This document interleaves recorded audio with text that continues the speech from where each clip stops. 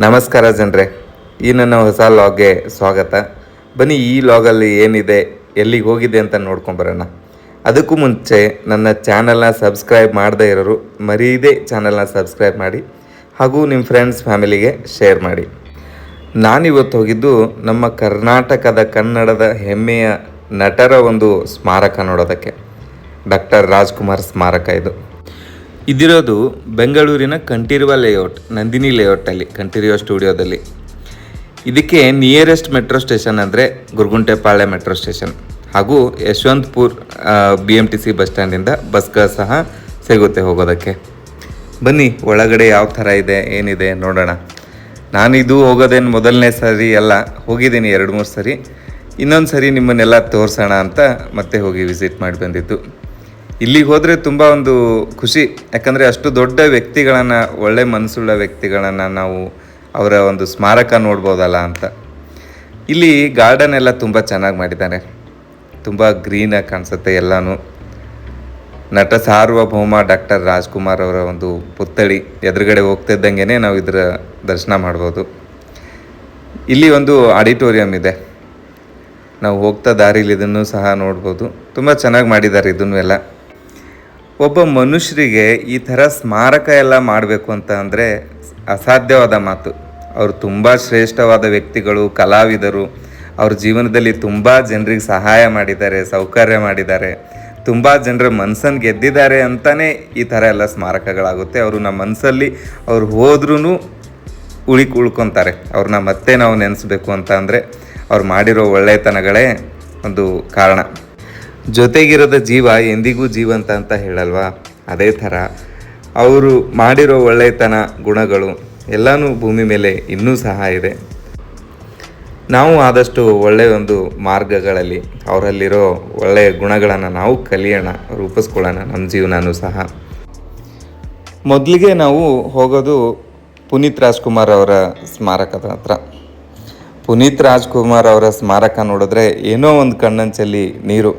ಅದನ್ನು ನೋಡಿದ್ರೇ ನಂಬಕ್ಕೆ ಸಾಧ್ಯ ಆಗಲ್ಲ, ಇನ್ನೂ ಅವರು ನಮ್ಮ ಜೊತೆನೇ ಇದ್ದಾರೇನೋ ಅಂತ ಅನಿಸುತ್ತೆ. ಎಲ್ಲರೂ ಇವ್ರಿಗೆ ಪವರ್ ಸ್ಟಾರ್ ಪುನೀತ್ ರಾಜ್ಕುಮಾರ್ ಅಂತಲೇ ಕರೆದಿದ್ದು ಹೆಚ್ಚು, ಹಾಗೂ ಅಪ್ಪು ಅಂತ ಕರೆದಿದ್ದು ಹೆಚ್ಚು. ಅಷ್ಟು ಆತ್ಮೀಯ ಇವರೆಲ್ಲರಿಗೂ. ಪುನೀತ್ ರಾಜ್ಕುಮಾರ್ ಅವರು ಹುಟ್ಟಿದ್ದು 17 ಮಾರ್ಚ್ 1975 ಹಾಗೂ ಅವರು ಇಹಲೋಕನ ತ್ಯಜಿಸಿದ್ದು 29 ಅಕ್ಟೋಬರ್ 2021.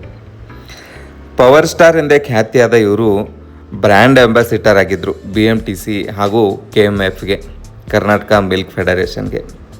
ಇವರು ತುಂಬ ಕ್ಷೇತ್ರಗಳಲ್ಲಿ ಇವ್ರ ಹೆಸರು ಮಾಡಿದ್ದಾರೆ. ಶಿಕ್ಷಣ ಹಾಗೂ ತುಂಬ ಅನಾಥಾಶ್ರಮಗಳನ್ನು ಇವರು ನಡೆಸ್ತಿದ್ರು. ತುಂಬ ಅನಾಥ ಮಕ್ಕಳಿಗೆ, ಬಡವರಿಗೆ ತುಂಬ ಹೆಲ್ಪ್ ಮಾಡ್ತಾಯಿದ್ರು. ಹಾಗೂ ಕೋವಿಡಲ್ಲೂ ಸಹ ತುಂಬ ಜನರಿಗೆ ಇವರು ಸಹಾಯ ಮಾಡಿದ್ದಾರೆ. ಇವರ ಸಾಧನೆಗಳನ್ನು ಹೇಳ್ತಾ ಕುಂತ್ರೆ ಒಂದು ದಿನ ಸಾಲಲ್ಲ, ಅಷ್ಟೊಂದು ಸಾಧನೆಗಳನ್ನು ಇವ್ರು ಮಾಡಿದ್ದಾರೆ.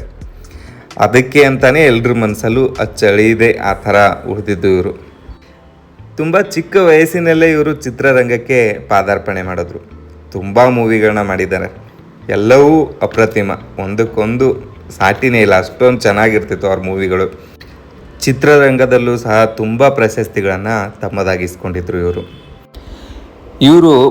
ಪಾರ್ವತಮ್ಮ ರಾಜ್ಕುಮಾರ್ ಅವರು ನಮ್ಮ ಕನ್ನಡ ಚಿತ್ರರಂಗಕ್ಕೆ ಅಂಥ ಮಕ್ಕಳನ್ನು ಕೊಟ್ಟಿರತಕ್ಕಂಥ ಮಹಾನ್ ತಾಯಿ ಇವರು.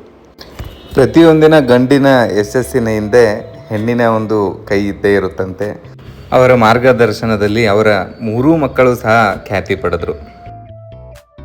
ರಾಜ್ಕುಮಾರ್ ಅವರ ಎಲ್ಲ ಕೆಲಸಗಳಲ್ಲೂ ಸಹ ಬೆನ್ನೆಲುಬಾಗಿ ಇವರು ನಿಂತಿದ್ದರು, ಅವ್ರ ಜೊತೆ ಜೀವನ ಮಾಡ್ತಾಯಿದ್ರು. ಇವರ ಒಂದು ಸ್ಮಾರಕದ ನಂತರ ಡಾಕ್ಟರ್ ರಾಜ್ಕುಮಾರ್ ಅವರ ಸ್ಮಾರಕ ನಾವು ನೋಡ್ಬೋದು. ನಟ ಸಾರ್ವಭೌಮ, ಬಂಗಾರದ ಮನುಷ್ಯ, ವರನಟ, ಗಾನಗಂಧರ್ವ, ಕನ್ನಡ ಕಂಠೀರವ ಡಾಕ್ಟರ್ ರಾಜಣ್ಣನವರು. ಡಾಕ್ಟರ್ ರಾಜ್ಕುಮಾರ್ ಅವರು ಕನ್ನಡದ ಹೆಮ್ಮೆಯ ಪುತ್ರ ಇವರು ಏಪ್ರಿಲ್ 24, 1929 ಗಾಜ್ನೂರ್ನಲ್ಲಿ ಜನಿಸ್ತಾರೆ. ಗಾಜ್ನೂರ್ನ ಗಂಡೆಂದೇ ಇವರು ಹೆಸರಾಗಿದ್ದರು. ಇವರು ನಮ್ಮ ನಗಲಿದ್ದು ಏಪ್ರಿಲ್ 12, 2006.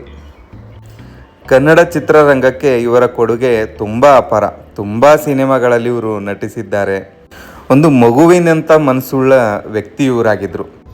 ಇವರ ಪೂರ್ಣ ಹೆಸರು ಸಿಂಗನಲ್ಲೂರು ಪುಟ್ಟಸ್ವಾಮಯ್ಯ ಮುತ್ತುರಾಜ್. ಅಭಿಮಾನಿಗಳನ್ನು ದೇವರ ಸ್ಥಾನ ಕೊಟ್ಟವರು ಇವರು.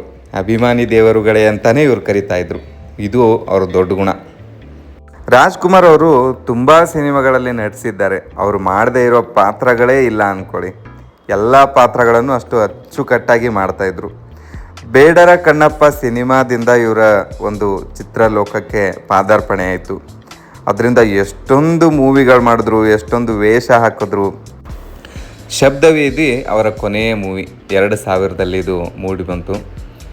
ನೋಡಿ, ಅವರು ಸ್ಟಾರ್ಟಿಂಗಲ್ಲಿ ಹೇಗಿದ್ರೋ ಕೊನೆ ಮೂವಿಲೂ ಸಹ ನೋಡೋಕ್ಕೆ ಅದೇ ಥರ ಇದ್ದಾರೆ. ಅವ್ರ ಮೂವಿಗಳು ನೋಡೋಕ್ಕೆ ಒಂದು ಫುಲ್ ಖುಷಿ. ಎಲ್ಲ ಜನರಿಗೂ ಆವಾಗ 2-3 ಸರಿ ಹೋಗಿ ನೋಡ್ಕೊಂಬರ್ತಿದ್ರು. ಪ್ರತಿಯೊಂದು ಚಿತ್ರದಲ್ಲೂ ಸಹ ತುಂಬ ವಿಭಿನ್ನವಾದ ಪಾತ್ರಗಳನ್ನು ಅವ್ರು ನಿರ್ವಹಿಸ್ತಾಯಿದ್ರು. ಕಸ್ತೂರಿ ನಿವಾಸ, ಬಂಗಾರದ ಮನುಷ್ಯ, ಶ್ರೀ ಕೃಷ್ಣದೇವರಾಯ. ನೋಡಿ, ಈ ಪೋಸ್ಟರಲ್ಲಿ ಅವ್ರು ಹೇಗಿದ್ದಾರೆ, ರಾಜನ ಥರನೇ, ಆ ರಾಜ ಕಳೆನೇ ನೋಡೋಕ್ಕೆ ಒಂದು ಖುಷಿ. ಅವರು ಮಂತ್ರಾಲಯ ಮಹಾತ್ಮೆ ಅಂತ ಒಂದು ಮೂವಿ ಮಾಡ್ತಾರೆ. ಮಂತ್ರಾಲಯ ಮಹಾತ್ಮೆ ಮೂವಿಲಿ ರಾಘವೇಂದ್ರ ಸ್ವಾಮಿಗಳನ್ನೇ ನಾವು ನೋಡ್ತಾ ಇದ್ದೀವೇನೋ ಅಂತ ಅನಿಸೋ ಥರ ಅಷ್ಟು ಚೆನ್ನಾಗಿ ಅದರಲ್ಲಿ ನಟಿಸಿದ್ದಾರೆ. ಎಲ್ಲರಿಗೂ ಎಲ್ಲ ಪಾತ್ರಗಳು ಮ್ಯಾಚ್ ಆಗಲ್ಲ. ಇವ್ರಿಗೆ ಯಾವುದೇ ಪಾತ್ರ ಕೊಡಿ ಅಷ್ಟು ಅಚ್ಚುಕಟ್ಟಾಗಿ ಮಾಡ್ತಾಯಿದ್ರು ಅದನ್ನು. ಅದಕ್ಕೆ ಅವ್ರನ್ನ ನಟ ಸಾರ್ವಭೌಮ ಅಂತ ಕರೆದಿದ್ದು. ನಟನೆ ಅಲ್ಲದೆ ಸಂಗೀತದಲ್ಲೂ ಸಹ ಅವ್ರು ಖ್ಯಾತಿಯಾಗಿದ್ದರು. ಅವರ ಆ ಧ್ವನಿಯಲ್ಲಿ ಬರೋ ಹಾಡುಗಳು ಕೇಳೋದೇ ಒಂದು ಖುಷಿ. ಭಕ್ತಿ ಗೀತೆಗಳಂತೂ ಪರಿವೇಶರಾಗಿ ಹೋಗಬೇಕು, ಅಷ್ಟೊಂದು ಚೆನ್ನಾಗಿ ಅವ್ರ ಹಾಡುಗಳು ಇರ್ತಾಯಿತ್ತು. ಇಲ್ಲಿ ಅವರ ಎಲ್ಲ ಒಂದೊಂದು ಚಿತ್ರಗಳ ಒಂದೊಂದು ಫೋಟೋನ ಹಾಕಿದ್ದಾರೆ. ಎಲ್ಲ ನಾವು ಅದರಲ್ಲಿ ನೋಡ್ಬೋದು. ತುಂಬ ಚೆನ್ನಾಗಿ ಜನರಿಗೆ ಒಂದು ನೆನಪು ಕೊಡುತ್ತಿದ್ದೆಲ್ಲ. ಅವರು ಪ್ರತಿಯೊಂದು ಮೂವಿಲಿ ಹೇಗಿದ್ದರು, ಯಾವ ನಟನೆ ಮಾಡಿದ್ರು ಎಲ್ಲನೂ ನಾವು ನೋಡ್ಬೋದು. ತುಂಬ ಚೆನ್ನಾಗಿ ಮಾಡಿದ್ದಾರೆ ಇಲ್ಲಿ. ಇದಾದಮೇಲೆ ಆಚೆ ಬಂದು ಆಚೆಗಡೆ ಪಕ್ಕದ ಗೇಟಿಂದ ಎಂಟ್ರಿ ಆದರೆ ನಾವು ನೋಡ್ಬೋದು ಅಂಬರೀಷ್ ಅವರ ಒಂದು ಸ್ಮಾರಕ. ಬನ್ನಿ ಒಳಗಡೆ ಹೋಗಿ ಅಂಬರೀಷ್ ಅವರ ಸ್ಮಾರಕ ನೋಡ್ಕೊಂಬರೋಣ. ಮಂಡ್ಯದ ಗಂಡು, ರೆಬಲ್ ಸ್ಟಾರ್ ಅಂತಲೇ ಫೇಮಸ್ ಆಗಿರೋ ಇವರು ಕನ್ನಡದ ದೊಡ್ಡ ಕಲಾವಿದರಲ್ಲಿ ಇವರು ಸಹ ಒಬ್ಬರು. ಕನ್ನಡ ಸಿನಿಮಾ ರಂಗಕ್ಕೆ ಇವರದ್ದು ಸಹ ಅಪಾರ ಕೊಡುಗೆ ಇದೆ. ಇವರದ್ದು ಪ್ರತಿಯೊಂದು ಮೂವಿಗಳಲ್ಲೂ ಸಹ ಒಂದು ವಿಭಿನ್ನ ಪಾತ್ರಗಳು, ಎಲ್ಲದರಲ್ಲೂ ತುಂಬ ಅಚ್ಚುಕಟ್ಟಾಗಿ ಆ್ಯಕ್ಟ್ ಮಾಡ್ತಾಯಿದ್ರು. ಇವ್ರ ಮೂವಿಗಳು ಸಹ ತುಂಬ ಚೆನ್ನಾಗಿ ಬರ್ತಾಯಿತ್ತು ಆಗ ಎಲ್ಲ. ಅಂಬರೀಷ್ ಅವರು ದೊಡ್ಡರಸಿಕೆರೆಯಲ್ಲಿ 29 ಮೇ 1952ರಂದು ಜನಿಸಿದರು. ಅವರು ನಮ್ಮ ನಗಲಿದ್ದು 24 ನವೆಂಬರ್ 2018ರಲ್ಲಿ. ಇವಾಗ ನಾವು ನೋಡ್ತಾ ಇರೋದು ಅಂಬರೀಷ್ ಅವರ ಸ್ಮಾರಕ. ಅಂಬರೀಷ್ ಅವರು ಸಿನಿಮಾ ರಂಗದಲ್ಲಿ ಅಷ್ಟೇ ಅಲ್ಲದೆ ರಾಜಕೀಯದಲ್ಲೂ ತಮ್ಮ ಸೇವೆ ಸಲ್ಲಿಸಿದ್ದಾರೆ. ಅನೇಕ ರೈತ ಪರ ಹೋರಾಟಗಳು, ರೈತರ ಪರವಾಗಿ ಎಷ್ಟೊಂದು ಹೋರಾಡಿದ್ದಾರೆ. ಅಂಬರೀಷ್ ಅವ್ರಿಗೂ ತುಂಬ ದೊಡ್ಡ ಅಭಿಮಾನಿ ಬಳಗ ಇದೆ. ಎಲ್ಲರಿಗೂ ಅವರ ಮೂವಿಗಳಲ್ಲಿ ನಟನೆ ಅದಲ್ಲದೇ ಸಹ ಅವ್ರ ಮಾತುಗಳು ಕೇಳೋಕ್ಕೇ ಎಷ್ಟೊಂದು ಖುಷಿ. ಎಲ್ಲರೂ ಅವ್ರ ಮಾತನ್ನು ಕೇಳೋಕ್ಕೆ ಅಷ್ಟೊಂದು ಇಷ್ಟಪಡ್ತಾಯಿದ್ರು. ಅಂಬರೀಷ್ ಅವರ ಮೂಲ ಹೆಸರು ಮಳವಳ್ಳಿ ಹುಚ್ಚೇಗೌಡ ಅಮರನಾಥ್ ಅಂತ. ಇವರು ಸಿನಿಮಾ ಮಾಡ್ತಾ ಅಂಬರೀಷ್ ಅಂತ ಫೇಮಸ್ ಆದರು. ಚಿತ್ರರಂಗದಲ್ಲಿ ಅನೇಕ ಹೆಸರುಗಳನ್ನು ಇವ್ರು ಪಡ್ಕೊಂಡ್ರು, ಅನೇಕ ಪ್ರಶಸ್ತಿಗಳನ್ನು ಇವ್ರು ಪಡ್ಕೊಂಡ್ರು. ತುಂಬ ಜನರಿಗೆ ಸಹಾಯ ಮಾಡಿದ್ರು. ಎಲ್ಲರ ಮನಸ್ಸಲ್ಲೂ ಸಹ ಇನ್ನೂ ಹಾಗೇ ಇದ್ದಾರೆ ಇವರು ಸಹ. ಮಂಡ್ಯ ಕಡೆ ಅಂತೂ ತುಂಬ ಫೇಮಸ್ ಅಂಬರೀಷ್ ಅವರು. ಇಡೀ ಕರುನಾಡಲ್ಲೇ ಫೇಮಸ್. ಮಂಡ್ಯ ಕಡೆಯಲ್ಲಿ ಮಂಡ್ಯದ ಗಂಡು ಅಂತಲೇ ಫೇಮಸ್ ಆಗಿದ್ದಾರೆ ಅವರು. ನಾವು ಸಹ ಇಂಥ ಒಳ್ಳೆಯ ವ್ಯಕ್ತಿಗಳನ್ನು ನೋಡಿ ಕಲಿಬೇಕಷ್ಟೆ. ನಮ್ಮ ಜೀವನನ ಚೆನ್ನಾಗಿ ರೂಪಿಸ್ಕೊಬೇಕು, ಜನರ ಜೊತೆ ಚೆನ್ನಾಗಿ ಹೊಂದಾಣಿಕೆಯಾಗಿರಬೇಕು, ಜನರಿಗೆ ಕೆಟ್ಟದ್ದು ಮಾಡಬಾರ್ದು, ಆದಷ್ಟು ಒಳ್ಳೆಯದನ್ನೇ ಮಾಡ್ತಾ ನಮ್ಮ ಜೀವನನ ಸಾಗಿಸ್ಬೇಕು. ಇಲ್ಲಿಗೆ ನನ್ನ ವ್ಲಾಗ್ನ ಮುಗಿಸ್ತಾ ಇದ್ದೀನಿ. ಚಾನಲ್ನ ಲೈಕ್ ಮಾಡಿ, ಶೇರ್ ಮಾಡಿ, ಮರೀದೆ ಸಬ್ಸ್ಕ್ರೈಬ್ ಮಾಡಿ. Thank you.